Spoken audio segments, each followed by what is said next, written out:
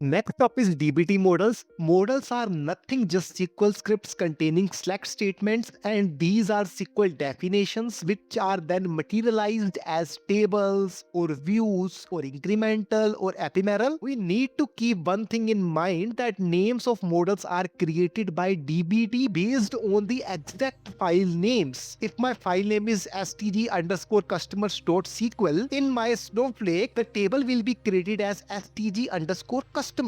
Okay, let's jump into an example to see how we can create a model in DBT Cloud. Before that, I want to show you that I had created a schema in Snowflake name as DBT src files data, and inside this schema I am having a couple of raw tables data which I had created. On top of that, we will be creating another schema called DBT raw, and that schema will be automatically created by DBT, and in that schema only we will be having all kind of models which we are going to create.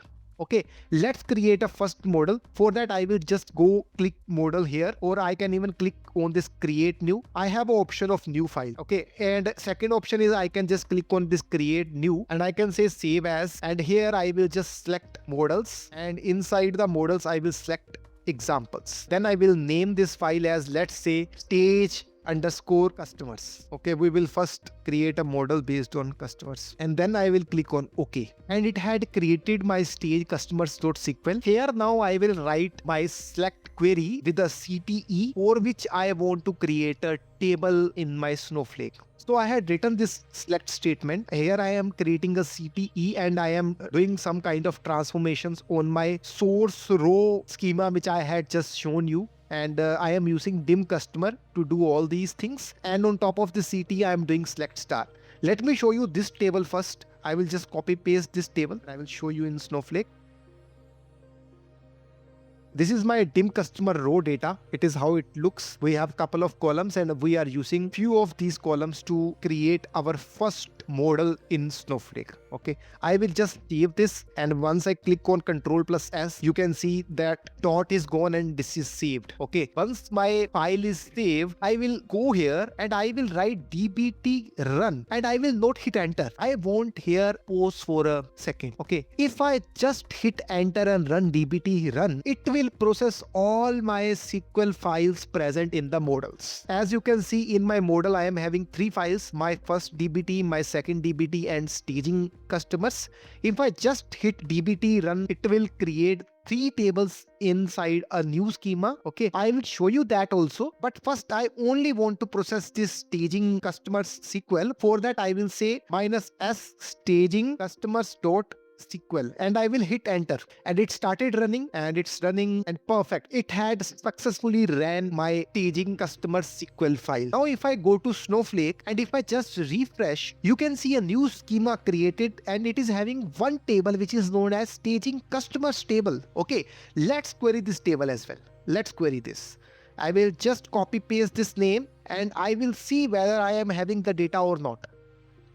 And here we go. We had successfully created the first model. Congratulations. Now let's run the same thing with just dbt run. Okay, if I just hit that dbt run, let's see what happens. And it started running.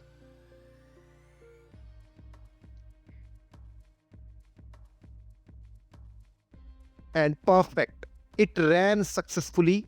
And now if I go to my Snowflake and if I just refresh it, I am seeing 3 tables, 2 dummy tables and 1 my real table. What happens is, if you just mention dbt run, it will process all the SQL files present in my model. But if we mention dbt run -s and the file name, it will only process the respective file name. Okay, that's very important to note. Now we know that models are nothing just simple select statements in dbt. The example which we had just taken right now on the screen is a very simple example, right? But in real world, data transformations could be more complex and difficult to maintain within a single model, where we might require to apply complex joins, or aggregations, or scenario-based cases.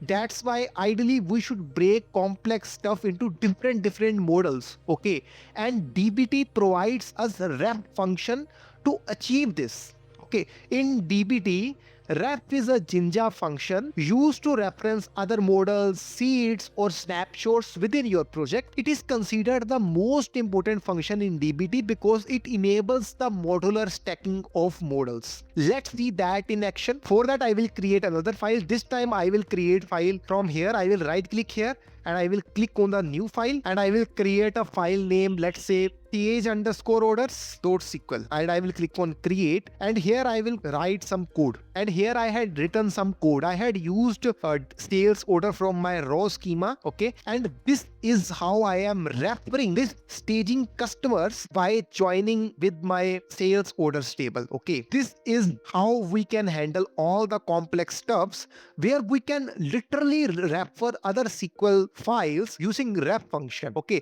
if you have thousands of files, all you need to do is just mention inside the ref function and mention your joining condition or whatever the filters, and it will work as usually you are doing the joins. Okay, this is the beauty of DBT. Now I will just save this and I will run this again. Okay, I will say dbt run -s and I will mention this file name stage_orders.sql and I will hit run.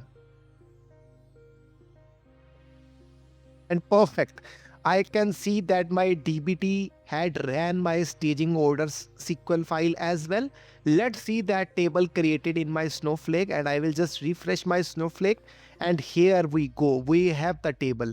Let's query this table as well. Let's see. I will just place this name in my editor and I will just hit run. And boom, guys, this is how my table is looking. I have my sales order data as well as I am having the customers data inside this table only. This is how we can manage all the complex stuff.